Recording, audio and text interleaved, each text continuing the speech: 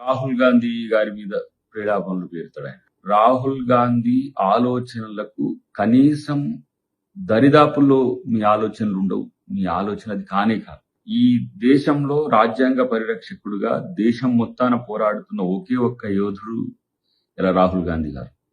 ఈరోజు కాంగ్రెస్ పార్టీ పునరుజ్జీవం అవుతున్నది దేశంలో. బీజేపీ లాంటి మత రాజకీయాలు చేసే పార్టీని ఎదుర్కోగలుగుతున్నాడు. అన్ని వర్గాల ప్రజల్ని సమీకరించబడుతున్నాడు అంటేనే మొన్న మీరు చూసిండ్రు ఏ విధంగా నవంబర్ 26 జనవరి 26 వరకు రాజ్యాంగ పరిరక్షణ సదస్సుల పేరు మీద దేశం మొత్తాన మా పార్టీ ఏం చేస్తుంది.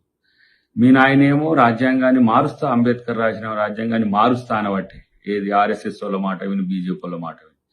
కానీ ఈ దేశంలో ప్రజాస్వామ్యాన్ని, ఈ దేశంలో స్వాతంత్రాన్ని, ఈ దేశంలో స్వేచ్ఛను కాపాడే ఈరోజు నాయకుడు రాహుల్ గాంధీ గారు.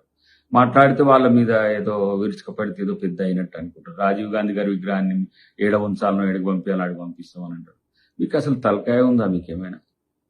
ఇలా మీరు ఇన్ని రోజులు ఎందుకు తెలంగాణ తల్లి విగ్రహం పెట్టలేదు? మీరు తెలంగాణ తల్లి అంటే ఇష్టం ఉండదు. తెలంగాణ పాట అయినా జయ జయ హే తెలంగాణ పాటను మీరు జాతికి అంకితం ఇయ్యరు. మళ్ళీ వచ్చినాక చేస్తారట. ఇదేనా మీరు 10 సంవత్సరాలు ఏం చేసిండ్రు? మరి